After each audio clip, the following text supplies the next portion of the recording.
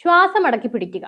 കേരള രാഷ്ട്രീയത്തിന്റെ ചരിത്രം തിരുത്തിക്കുറിക്കാൻ പോകുന്ന ആ നിമിഷം എത്തിക്കഴിഞ്ഞു. ഇതുവരെ നിങ്ങൾ കണ്ടത് വെറും ട്രെയിലർ മാത്രമായിരുന്നു. യഥാർത്ഥ സിനിമ ഇന്ന് തുടങ്ങാൻ പോകുന്നതേയുള്ളൂ. തിരുവനന്തപുരത്തിന്റെ ചുവരുകളിൽ ഇന്നൊരു പുതിയ പേര് എഴുതി ചേർക്കപ്പെട്ടു. ആർ ശ്രീലേഖ, കേരളത്തിലെ ആദ്യത്തെ വനിതാ DGP. ഒരു മുൻ DGP നേരിട്ട് തിരഞ്ഞെടുപ്പ് ഗോതയിലേക്ക് ഇറങ്ങുമ്പോൾ അത് വെറുമൊരു മത്സരമല്ല, മറിച്ച് നിലവിലെ വ്യവസ്ഥിതിയോടുള്ള വെല്ലുവിളിയാണ്.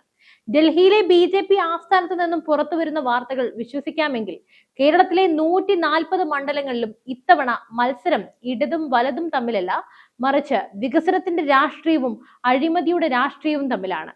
സിനിമയിലെ മിന്നും താരങ്ങൾ, നിയമം നടപ്പിലാക്കിയ കരുത്തരായ ഉദ്യോഗസ്ഥർ, ജനകീയരായ യുവ നേതാക്കൾ, ഭാരതത്തെ ലോകത്തിന്റെ നെറുകയിലെത്തിച്ച നരേന്ദ്രമോദിയുടെ വികസിത ഭാരതം എന്ന സ്വപ്നം കേരളത്തിന്റെ മണ്ണിൽ നടപ്പിലാക്കാൻ ഈ പടയാളികൾ തയ്യാറായി കഴിഞ്ഞു.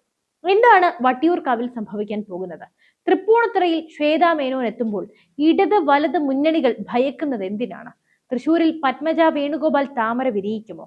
ഈ ചോദ്യങ്ങൾക്കെല്ലാം ഉത്തരവുമായി കേരള രാഷ്ട്രീയത്തെ കീഴ്മേൽ മറിക്കാൻ പോകുന്ന ആ 52 മണ്ഡലങ്ങളിലെ രഹസ്യ പട്ടികയുടെ പൂർണ്ണരൂപം ഇന്ന് ഈ വീഡിയോയിലൂടെ നമ്മൾ പുറത്തുവിടുകയാണ്.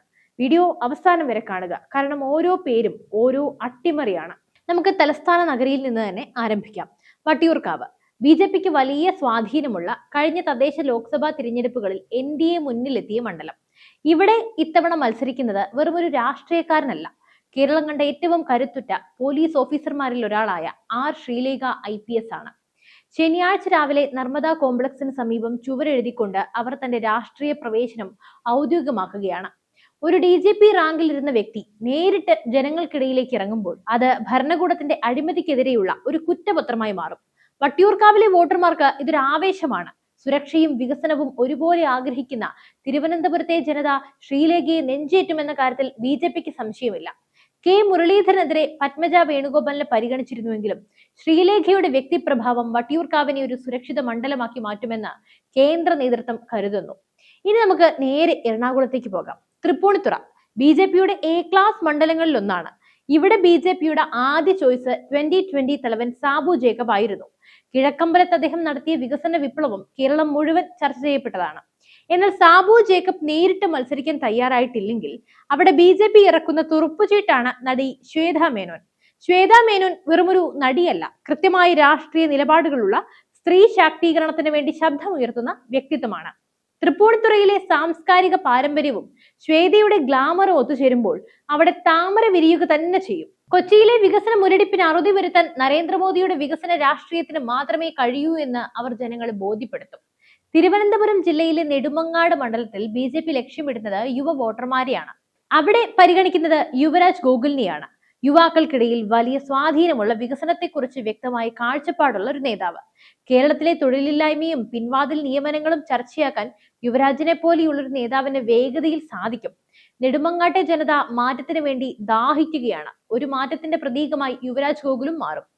എന്തുകൊണ്ടാണ് കേരളത്തിൽ ഇത്രയധികം പ്രമുഖർ BJPയിലേക്ക് വരുന്നത് എന്ന് ആലോചിച്ചിട്ടുണ്ടോ? ഉത്തരം വളരെ ലളിതമാണ്. നരേന്ദ്രമോദി എന്ന ലോക നേതാവ്. ഇന്ന് ലോകം ഭാരതത്തെ നോക്കുന്നത് അത്ഭുതത്തോടെയാണ്. ഡിജിറ്റൽ ഇന്ത്യയിലൂടെ സാധാരണക്കാരന്റെ അക്കൗണ്ടിലേക്ക് പണം നേരിട്ടെത്തുന്നു. വന്ദേ ഭാരത് എക്സ്പ്രസുകൾ കേരളത്തിന്റെ യാത്രാ ദുരിതത്തിന് അറുതി വരുത്തുന്നു. ജൽജീവൻ മിഷനിലൂടെ എല്ലാ വീട്ടിലും കുടിവെള്ളം എത്തുന്നു. ഭാരതം ഇന്ന് ലോകത്തെ 5ാമത്തെ വലിയ സാമ്പത്തിക ശക്തിയാണ്. വൈകാതെ തന്നെ 3ാം സ്ഥാനത്തേക്ക് കുതിക്കും. ഈ വികസന കുതിപ്പിൽ കേരളം ഒറ്റപ്പെട്ടു പോകരുതെന്ന ആഗ്രഹമാണ് ശ്രീലേഖയും പത്മജയും പോലെയുള്ള വ്യക്തികളെ BJPയിലേക്ക് അടുപ്പിക്കുന്നത്. വികസിത ഭാരതം 2047 എന്ന ലക്ഷ്യത്തിലേക്ക് കേരളത്തെയും കൈപിടിച്ചുയർത്താനാണ് BJP ശ്രമിക്കുന്നത്. തൃശൂർ പൂരങ്ങളുടെ നാട്. സുരേഷ് ഗോപി ലോക്സഭയിൽ വിജയിച്ചതോടെ തൃശൂർ BJPയുടെ മണ്ണായി മാറിക്കഴിഞ്ഞു.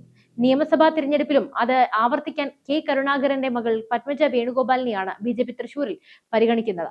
വട്ടിയൂർക്കാവിൽ നിന്നും പത്മജയെ തൃശൂരിലേക്ക് മാറ്റുന്നത് വഴി വലിയൊരു സന്ദേശമാണ് BJP നൽകുന്നത്. കോൺഗ്രസിന്റെ കുത്തക തകർക്കുക മാത്രമല്ല, തൃശൂരിലെ ഹൈന്ദവ ക്രൈസ്തവ വോട്ടുകളെ ഒരുമിപ്പിക്കാനും പത്മജയെ കൊണ്ട് സാധിക്കും. പത്മജ തൃശൂർ വന്നിട്ടില്ലെങ്കിൽ ക്രൈസ്തവ സമുദായത്തിൽ നിന്നുള്ള മറ്റൊരു പ്രമുഖ വ്യക്തിത്വത്തെ അവിടെ സ്ഥാനാർത്ഥിയാക്കും. ഇത് ന്യൂനപക്ഷങ്ങൾക്കിടയിൽ BJPക്കുള്ള വർദ്ധിച്ചു വരുന്ന സ്വീകാര്യതയുടെ തെളിവ് കൂടിയാണ്. കേരളത്തിൽ NDA ഇത്തവണ അതീവ ശക്തമാണ്. BDJSന് 30 സീറ്റുകളും 2020ക്ക് 10 മുതൽ 12 സീറ്റുകൾ വരെയും നൽകാനാണ് പ്രാഥമിക ധാരണ. BDJS നേതാവ് തുഷാർ വെള്ളാപ്പള്ളി കുട്ടനാട്ടിൽ മത്സരിക്കണമെന്ന ആവശ്യം ശക്തമാണ്. കുട്ടനാട്ടിലെ കർഷകരുടെ പ്രശ്നങ്ങളും മടവീഴ്ചയും കേന്ദ്ര സർക്കാരിന്റെ സഹായത്തോടെ പരിഹരിക്കാൻ തുഷാറിന് കഴിയുമെന്ന് ജനം വിശ്വസിക്കുന്നു. 2020 സഖ്യം കൂടി എത്തുന്നതോടെ എറണാകുളം ജില്ലയിൽ BJP വലിയ മുന്നേറ്റം നടത്തും. അഴിമതി രഹിത ഭരണം എന്ന 2020യുടെ മുദ്രാവാക്യവും BJPയുടെ വികസന അജണ്ടയും ഒന്നിക്കുമ്പോൾ അത് കേരള രാഷ്ട്രീയത്തിലെ പുതിയൊരു ചരിത്രമാകും. പട്ടിക ഇങ്ങനെ നീളുകയാണ്. നമുക്ക് മറ്റു പ്രധാന പേരുകളിലേക്ക് കൂടി ഒന്ന് നോക്കാം. നേമം BJPയുടെ കരുത്തുറ്റ നേതാവ് രാജീവ് ചന്ദ്രശേഖർ. IT മേഖലയിൽ ഭാരതത്തെ ഉന്നതിയിലെത്തിച്ച അദ്ദേഹം നേമത്തിന്റെ വികസന നായകനാകും. കഴക്കൂട്ടം V മുരളീധരൻ. കേന്ദ്രമന്ത്രി എന്ന നിലയിൽ കേരളത്തിന് വേണ്ടി അദ്ദേഹം ചെയ്തു കൂട്ടിയ കാര്യങ്ങൾ കഴക്കൂട്ടത്തെ വോട്ടർമാർ തീർച്ചയായും മറക്കില്ല.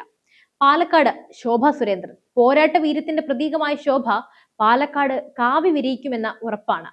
കാഞ്ഞിരപ്പള്ളി കേന്ദ്രമന്ത്രി ജോർജ് കുര്യൻ. ക്രൈസ്തവ വോട്ടുകൾ BJPയിലേക്ക് കേന്ദ്രീകരിക്കുന്നതിൽ അദ്ദേഹം വലിയ പങ്ക് വഹിക്കും. മഞ്ചേശ്വരം K സുരേന്ദ്രൻ. BJPയുടെ മുൻ സംസ്ഥാന അധ്യക്ഷൻ നേരിട്ട് നയിക്കുന്ന പോരാട്ടം. കോഴിക്കോട് നോർത്ത് നവ്യ ഹരിദാസ്. BJPയുടെ യുവ വനിതാ മുഖം.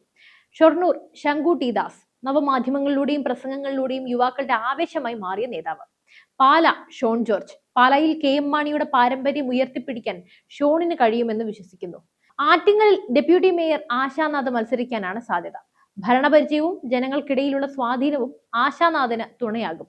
ഇങ്ങനെ കേരളത്തിന്റെ എല്ലാ കോണുകളിലും ശക്തമായ സ്ഥാനാർത്ഥികളെ നിർത്തിക്കൊണ്ട് ഒരു ടോട്ടൽ വാർ പ്രഖ്യാപിച്ചിരിക്കുകയാണ് NDA. സ്ഥാനാർത്ഥി പ്രഖ്യാപനം ഔദ്യോഗികമായി വൈകുമെങ്കിലും പ്രചാരണം നേരത്തെ തുടങ്ങാനാണ് കേന്ദ്ര നിർദ്ദേശം. വട്ടിയൂർക്കാവ് പോലെയുള്ള A ക്ലാസ് മണ്ഡലങ്ങളിൽ BJP പ്രവർത്തകർ ഇതിനോടകം തന്നെ സജീവമായി കഴിഞ്ഞു. വീട് വീടാന്തരമുള്ള പ്രചാരണവും സോഷ്യൽ മീഡിയ ക്യാമ്പയിനുകളും വഴി മോദി സർക്കാരിന്റെ നേട്ടങ്ങൾ അവർ ജനങ്ങളിലേക്ക് എത്തിക്കുകയാണ്. നമ്മൾ ചിന്തിക്കേണ്ട ഒരു കാര്യമുണ്ട്. ഭാരതം ഇന്ന് G20 അധ്യക്ഷ പദം വരെ അലങ്കരിച്ചു. ചന്ദ്രയാൻ വിജയിപ്പിച്ചു.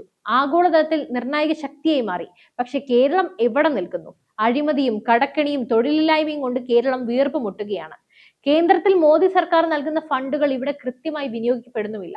ലൈഫ് മിഷനിലും കിഫ്ബിയിലും നടക്കുന്ന അഴിമതികൾ നമ്മൾ കാണുകയാണല്ലോ.